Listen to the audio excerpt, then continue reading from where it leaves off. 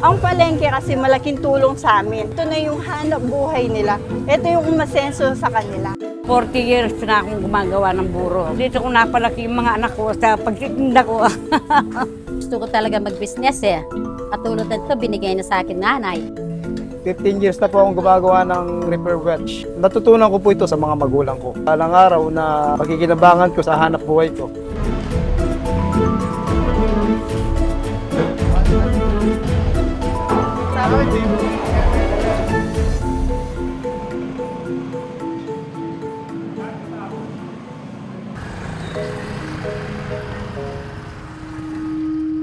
Concepcion, Tarlac, a small town that reflects how life unfolds across the Philippines, where the market remains at the center of everything.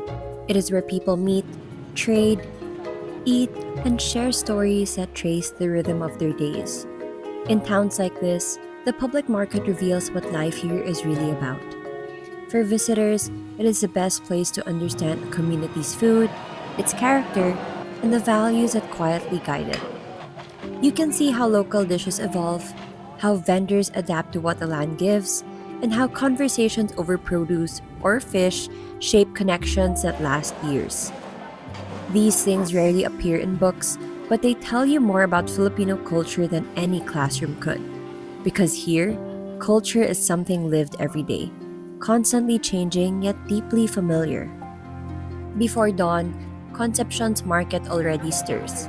Farmers arrive with baskets of vegetables, fishermen wheel in tubs of ice and fish, and cooks walk through the aisles planning the day's meals. The smell of broth mixes with coffee and fried garlic. The sound of greetings, teasing, and negotiation fills the air. Most of the people here would never call themselves cultural workers, but that is what they are. Through the food they sell and the habits they keep, they preserve local identity without realizing it. Each small act carries the memory of how people have eaten and lived for generations. This market is the town's heartbeat. These are the market heroes of Concepcion.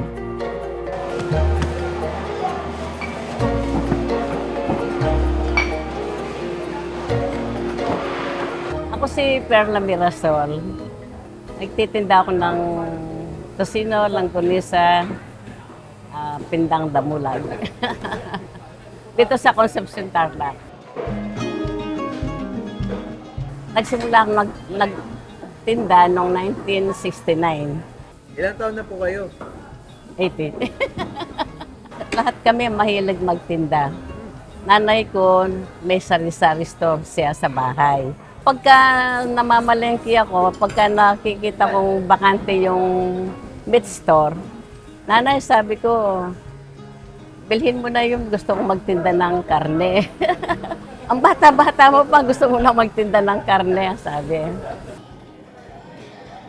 Nagkataon naman yung napangasama ko, tindero ng baboy yung nanay niya. At tamang-tama, sabi ko, yung hilig kong magkarne, matutuloy na. Ang bestseller ko dito, yung pindang damulag. Tosino, langgonisa, barbecue. Mabiling barbecue. Lagi akong mayroon. Kahit anong oras, mayroon akong barbecue. Noon hindi pa masyado yung pindang damulag. Pero nag-try akong magtinda ng pindang damulag. Bumibili pa kami sa Tarlac. Tarlac.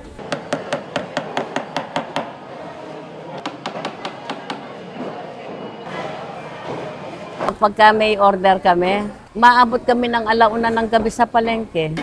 Grabe. Tapos diretso ng dala sa Manila. Kaya ako, dahil wala pa mga boy noon, ako nagtitimpla. Noon, mano-mano yung gilingan na... Kamay. Oo, ang bigat. Buntis pa ako noon. Oo, anong Diyos, dahil masipag ako. Pagka masipag ka, hindi ka maghihirap sa buhay, di ba? Tsaka ako, kahit matagal na ako dito sa palengke, hindi ko naranasan nakipag-away, parang kahit na 80 na ako, gustong-gusto ko pa rin dito sa palengke. Tsaka ang mga suki ko, hinahanap ako.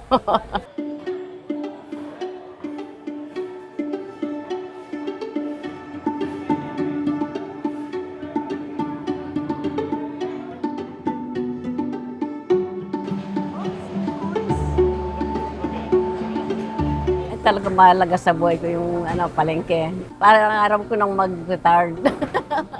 Yung mga bata pa ngayon may asawa na. Tita, bakit hindi ka pa nag-retard? Kasi wala akong pension pagka nag-retard ako. Sabi ko, ayaw ko nang mag-retard habang nabubuhay. Siguro nandito pa ako sa palengke. Basta pwede pa akong maglakad.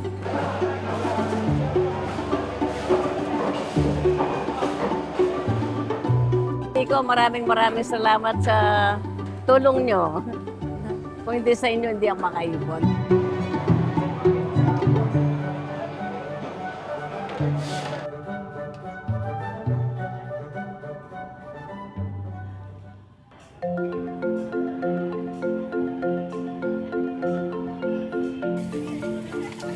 I'm Clarice Manansala. Nagtitinda po ako ng mani ng Concepcion na sikat sa buong bayan ng Concepcion. Ito yung dinadayo ng ibang lugar para lang makatikim ng mani ng Concepcion. Nagtitinda ako 5 years na. Sa ibang lugar daw meron, pero iba daw yung lasa ng Concepcion. Kaya talagang sikat. Minsan masaya, minsan walang bumibili dahil sa ulan, minsan mainit. Pero masaya lahat kami, nag-uusap-usap naman. Yes. Saka yung pinaka-the best, garlic. Mas masarap yung manid na may garlic. Thank you po. Sa isang palengke dapat usap-usap, sama-sama, para titibay din. Hindi lang kumpetensya, masisira kayo, di ba? Ganun dapat. Dapat close lahat kayo. Kaya kami, isa lang yung presyo namin. Wala kaming lamangan talaga. Yun yung kasing maganda. Parang family na kami. Ito yung pangalan niya, Pod. Hi, hello. Ito naman, si Darang Kambal. Darang Kambal. Ito, si Darang Feli. Ito, si Sergio. Ayan po si Titi Work. Si Ota, ang best friend ko. Kuya Marco. Dito yung peso ng mister ko din. Sir Lando. Si Claudine. Naano ko yung mahirap yung buhay. Pero naano kami sa mani. Na yung araw-araw nakakain kami. Dahil lang sa mani. Mabait yung boss ko eh. Kaya tinutulungan niya kahit yung benta, konti lang. Minsan, marami. Nakaano siya. Siyempre, napapaano ka kasi may pamilya din naman ako. Mahirap siya. Isipin mo lang, dati hindi naman ako dito. Nung pumunta ako dito, talagang naano yung buhay namin. Nabibili namin yung gusto namin dahil lang sa mani. Kaya lahat kami asensado na. 1 day off lang ako. Pero parang ito na yung buhay ko dito sa palengke. Kasama ko din yung mister ko doon. Kaso wala siya day off niya ngayon. Kaya ako lang yung nagtitinda. Pero kaming dalawa, umasenso na.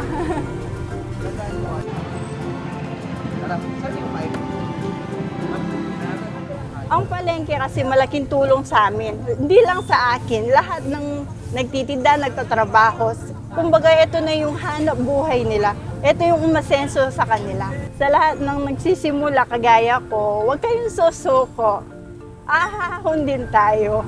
Hindi tayo mahirapan. Tingnan niyo ako, dati hindi ko nabibili yung gusto ko, ngayon nabibili ko na. Dati naman dun sa dating trabaho ko, nabibili ko naman. Iba kasi yung ngayon. Yung talagang pinaghirapan mo. Kasi doon kasi parang easy money lang. Yung tip-tip lang, ganun. Pero dito kasi yung pagod nakikita mo.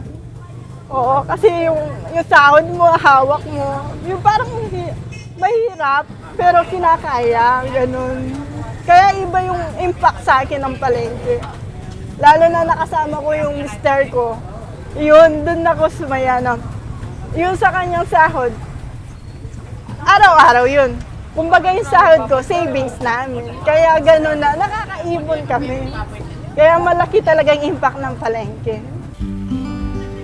Ang pangarap ko sa palengke ay sana lalong lumago, lumawak, At sana lalong lumaki pa yung palengke namin para lahat ng mga dito na dumadayo, dito na bumibili. Kung malaki yung palengke, marami ding oportunidad sa ibang tao na magtinda, umasenso, katulad namin.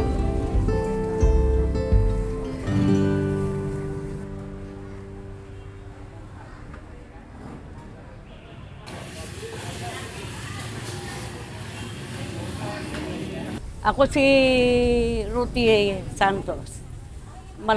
Nagtitinda sa palengke. Mga kwan na. Kahit 55 years. Dahil dalaga pa ako, nagtitinda na ako dito. Ngayon, natuto na akong gumawa ng buro. Siguro meron ng 40 years na akong gumagawa ng buro. Oo. Dito ko napalaki yung mga anak ko sa pagtitinda ko. Nung una, nagtitinda ako ng isda. Tapos nung katagalan, nagtrabaho sa mga gumagawa ng buro. Lilinisin ko, isang banyerang ganyan. Bayad nila sa akin, 100 lang. Pero pinagtiisan ko yon. Tapos nung natuto na ako na ano ko na yung nilang panggagawa, sinubukan ko ng gumawa rin. Ganon. Hanggang sa natutunan ko, yung mga suki ko, binabalik-balikan, siguro naman may masarap. Kung hindi masarap, sir, hindi na sila bibili sa akin, di ba? Siguro, konting-konti na lang magre-resign na ako dito. Matanda na ako. Hindi ko na kaya maglinis ng isda.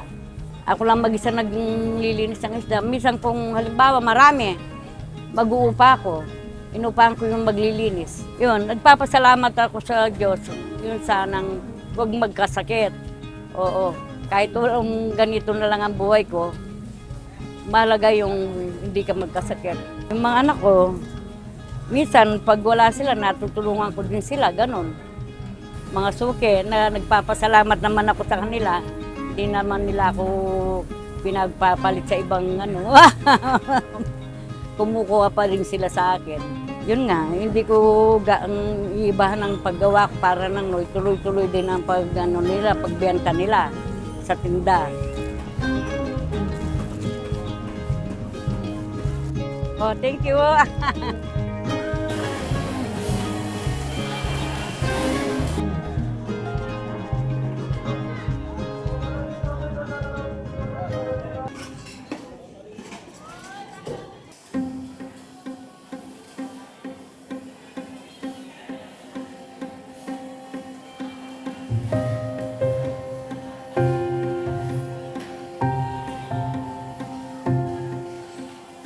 Ako po ay si Rose Balingit, anak ni Apong Marta nung matanda pong nagtitindang pansit. At saka po, may anak po ako, 3. Asawa ko, nandito po siya, kasama po siya nagluluto. Ang aming tindahan ay matagal na po kami nagtitindang na pansit. Noong 1961 po ang nanay ko po ang nagtitinda. Ngayon ako po ang psychic niya. Matagal na po akong kasama niya noong pa po maliit. Grade 1. Kasi si nanay, noon, nagtatrabaho ko kay Golden Day. Yung chick, 2 anak niya. Sinasama niya. Ngayon, yung amo niya, mabait, si Golden Day. Sabi niya, mag-aano na siyang para sa kanya. Para paghanap buhay ng mga anak niya. Binigyan ng pera pag business. Ngayon, tumayo ng tindahan, gano'n. Ayun, 10 kami magkakapatid. Yung iba, natapos. Ako lang hindi natapos. Kasama kasi si nanay Kasi akong psychic niya. Kapag wala ako sa harapan niya, sige, sermon doon, sermon dito. Saka sabi niya, yung bayaw ko, sabi niya, yung picture ko, iarap ko sa kanya para hindi siya mag-aano. Kapag hindi ako nakikita ni nanay, nagwawala. Bago pa lang siya namatay. April 22, mag-91. Ako, gusto ko talaga mag-business Katulad nito, binigay na sa akin nanay. Sabi niya, pagbutihan ko daw, para hindi siya magsasara. Totoo naman sinabi niya, kailangan, kapag nag-business ka, kailangan yung mga tao, alagaan sila, mabait ka magtatanong, huwag mo silang, ano yan, yung suplada, di ba? Kala mabait, malinis, yung magiging certain sa mga tao, ganun.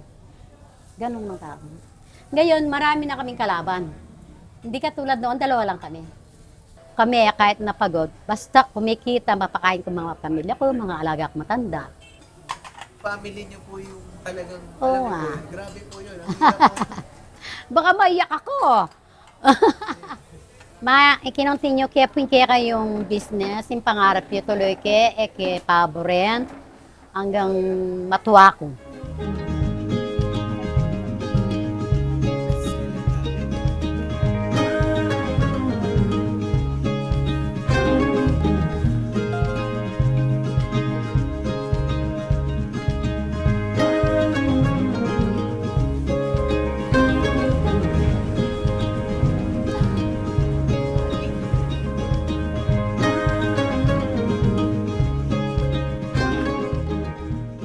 Ako po si Ton Aquino. 15 years na po akong gumagawa ng repair watch. 15 years na po. Oh, dito po mismo. Kaya lang minsan paiba-iba yung mga pwesto namin. Minsan doon, minsan dito. Experience lang, sir. Oh, wala man po kasing course na ganito eh. Kailangan mahilig ka talaga magbuting-ting sa mga maliliit. Tsaka-tsaga lang. Huwag ka mahinipin para ma-service yung mga taga-consumption, sir. Para hindi na po sila lumalayo. Natutunan ko po ito sa mga magulang ko. Since 1954 pa po siya dito. Bali kami po yung naging generation nagmana sa pagre-relo sa kanya. Gusto ko matutunan yung ginagawa niya. Balang araw na pagkikinabangan ko sa hanap buhay ko. Minsan sir, mayroon din naman na time na mahina talaga. Kaya minsan gumagawa po ako ng paraan na para magtuloy-tuloy lang po yung suporta sa aking pamilya. Gumagawa po ako ng iba-ibang, mayroon pa po isang project na ginagawa sir, gumagawa po ako ng mga sliding window. Basta yung mga aluminum po sir, gawain. Kasi kapag nandito po kayo sa public market, kailangan maging handa po kayo sa lahat ng mga bagay-bagay, kung anong pagkikitungo mo sa kanila, kailangan makibagay ka na lang. Gusto ko rin po na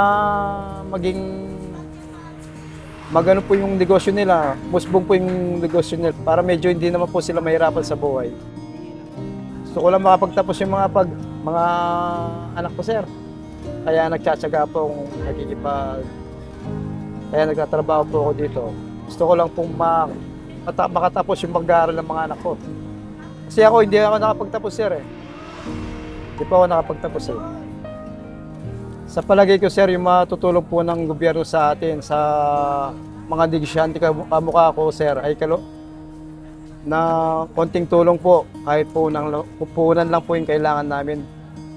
Kasi naano lang po kami sa mga utang eh. Parang ganyan na lang po kami, parang kinabukasan, wala na rin. Mas maganda pa rin yung may sariling punan ka na itutulong ng gobyerno sa atin. Kasi kapag sa mga pag-utang ng mga inutang po namin sa kapwa namin dito sa palengke, yung nagpapautang ng pera sa amin, sir, minsan hindi kami kikita. Tapos yung saktong kikitain namin, may bibigay namin sa kanila. Tapos kami didiskarte na naman po kami ng pangkain namin sa bahay. Kaya kailangan hindi magtrabaho, sir. Kasi kapag sa isang araw po na hindi kami nagtrabaho, wala po kaming makakain. O sir, mahirap. Minsan nga sir, yung mga nakikita ko sa balita, napakasarap ng buhay nila eh. Pero yung mga kagaya po natin na ibang klase yung hindi fair po, hindi fair. Minsan nga napapayak nga ako sa kanila eh. Sa mga ginagawa nila. Mahirap po, kaya kailangan natin magtiis. Wala naman po tayo magagawa.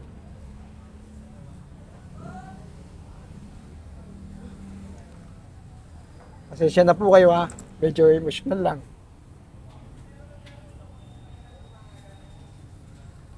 Wala sir, ganyan talaga eh. Lumalaban po tayo ng patas kaya ng mga iba gusto nila isimaan eh. Ayoko naman po yung ganun. Kasi gusto ko pong maghanap buhay talaga ng patas po talaga. Na wala pong inaapakan na kahit sino. Sana po, panawagan ko po sa gobyerno, sana po matulungan niyo po ang kapwa na ay mga kamukha ko po na malilit na negosyo. Sana mabigyan niyo po kami ng pansin na mabigyan niyo kami ng konting puhunan para makahahon ng konti. Para hindi na po kami umasa sa mga sa mga pinagkakautangan po namin. Opportunities can change the course of a life. They give people the space to grow, to work with dignity, and to build something better for themselves and their families. Imagine a country where that kind of support is not rare, where every person has a fair chance to move forward, to earn an honest living, and to see their hard work pay off. Let us keep standing behind the people who make it real every day. The market vendors, farmers, and workers who keep our towns alive. They are the quiet heroes who fight fair, who show up, and who remind us what resilience looks like.